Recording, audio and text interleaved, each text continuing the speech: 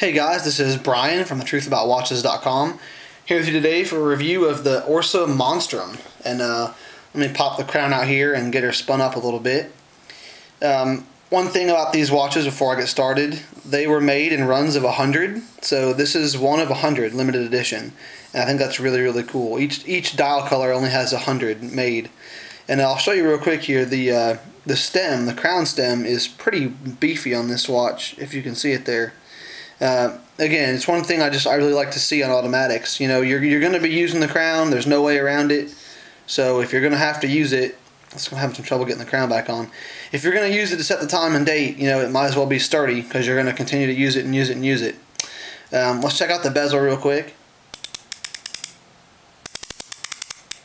It's pretty stiff. You're not going to mess it up underwater. One complaint with these watches that everybody seems to have, they never line up with the 12. None of them do. I think it's just a limitation of where the bezel sits in relation to where the notches are. All of the Monstrums suffer from that problem. As you can see, it's a pretty big case. This is one of the largest watches that I own as far as just overall size goes. It's 46 millimeters by 16 millimeters, so it's a really tall watch. The case has a really cool blasted finish. It actually looks really great. It looks almost like a titanium finish, but it's not. It's stainless steel. As you can see here in the back, it's got a really cool engraving on the case back. It's a little octopus, like, you know, tangled up with a submarine. Freaking awesome. I know it's kind of nerdy, but I think it's really cool. Here on the crown, you can see it's signed with the little Orsa logo. Their little O with the notch on top of it. The bracelet's held in by screws, not by spring bars, so you're really not going to knock that loose. And of course, it has these hinges in the rubber, as you can see there. It makes it wear really comfortably. The clasp has the little Orsa signature on it. And the only problem I have with this stock bracelet is it has to be cut in order to be worn properly, and you know, so that kind of knocks down your resale value. But they can be acquired from the Orsa website for about $30 if you end up cutting one too short. So let's take a look at the movement real quick. One of the things with this watch, it is running the Miyota 8205, so if you can watch this real quick, I can actually stop the second hand for a second. It's fairly annoying. It kind of drives me nuts. It doesn't seem to affect the timekeeping at all, and I've read a couple articles, and I've linked a couple articles on the blog. I'm sure you guys have already read them. It doesn't have any effect on the watch at all. All it is the fact that the second hand is not directly driven by the gears. It's attached to a pinion, which is driven by a gear.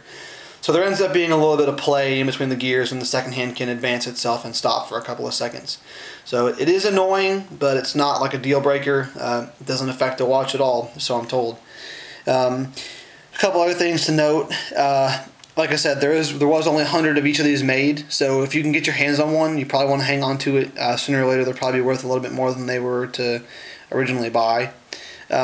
The Lume is decent. I wouldn't say that it's spectacular. It's by far not one of the better ones that I own, but we'll fire it up here so you can see while I'm doing this. This watch has a 5.5 millimeter dome sapphire. It's huge and it's extremely domed, so if you can see here as I'm doing this, as it fades in and out of view there, the crystal is huge and sticks way out past the bezel.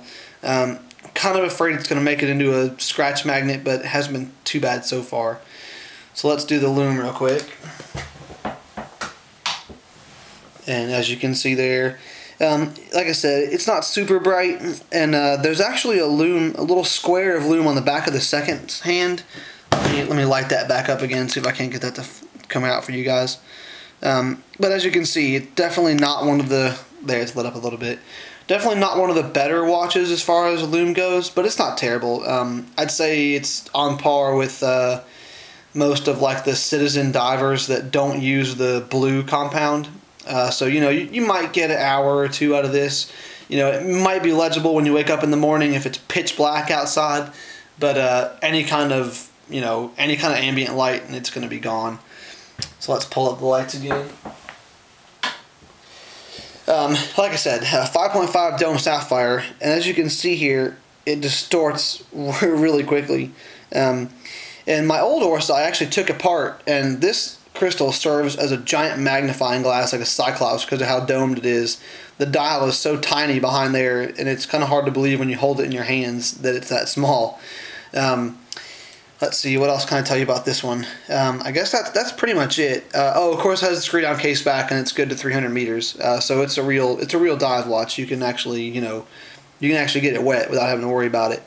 I'm going to be hopefully doing a dive in January on a cruise with this particular watch, so I'll try to get some video of it near the bottom of the ocean so you guys can see. Overall, I love it. It's been great. I have 3 of these now. Still trying to hunt down a blue one. Like I said, if you can get your hands on one, you probably want to keep it, because sooner or later these are going to get hard to find. So they're kind of getting that way as it is right now.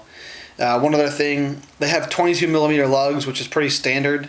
You can get pretty much any strap or any kind of bracelet or strap you want to put on it. I kind of wish Orsa would come out with their own metal bracelet, because I would definitely buy one. I guess that's pretty much it. So I will see you guys next time.